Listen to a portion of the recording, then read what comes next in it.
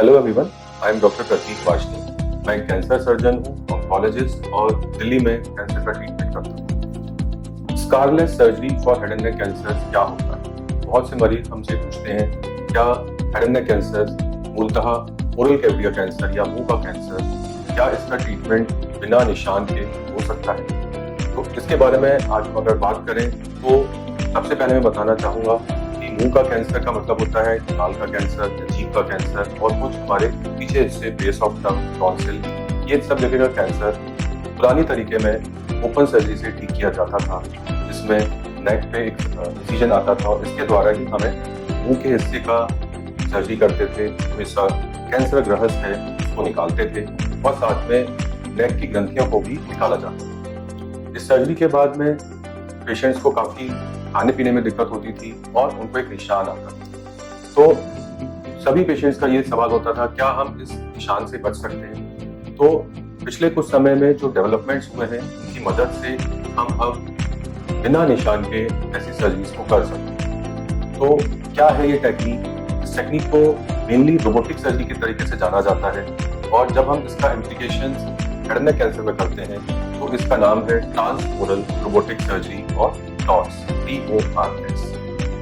इस टेक्निक के द्वारा हम आपके मुंह के द्वारा ही सारा सर्जरी करते हैं और नेक वाले पोर्शन के लिए आपका निशान कान के पीछे एक छोटा सा 1 या 2 सेंटीमीटर के होल करके वहां से पूरा सर्जरी किया जाता है। तो इस सर्जरी के एडवांटेजेस और डिसएडवांटेजेस क्या है? पहली बात तो ये रोबोटिक सर्जरी सभी पेशेंट्स में नहीं की जा सकती, तो इसका सिलेक्शन किस पेशेंट में हम ट्रांसओरल रोबोटिक सर्जरी कर सकते हैं ये बहुत जरूरी है।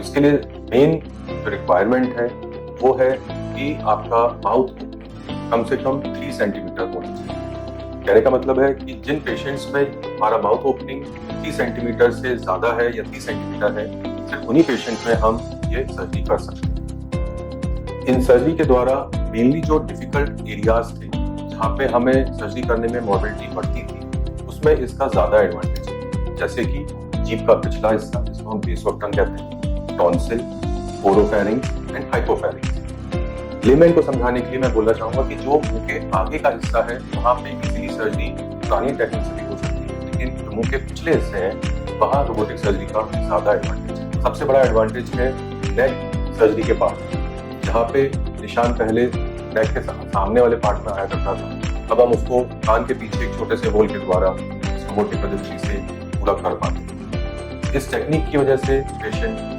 ज़्यादा जल्दी रिकवर हो पाते हैं, अपने खाने पीने की प्रक्रिया पे जल्दी वापस आ पाते हैं। वो देखने में अच्छा लगता है बिकॉज वो निशान नहीं आता, उनकी बोलने चालने की स्थिति ज़्यादा बेहतर होती है और अपने वो नॉर्मल बिजनेस जॉब में के मुकाबले जल्दी वापस नॉर्मल लाइफ में वापस आ जाते हैं। ये सबसे बड़ा एडवांटेज है। तो मैं समराइज करना चाहूँ तो आपको मैं बताना चाहता हूँ कि ओरल कैविटी या हेड एंड नेक कैंसर किसी को भी हो तो वो एक कैंसर सर्जन से ओपिनियन जरूर लें और क्या आपके केस में रोबोटिक सर्जरी हो सकती है इसके बारे में जानकारी अवश्य।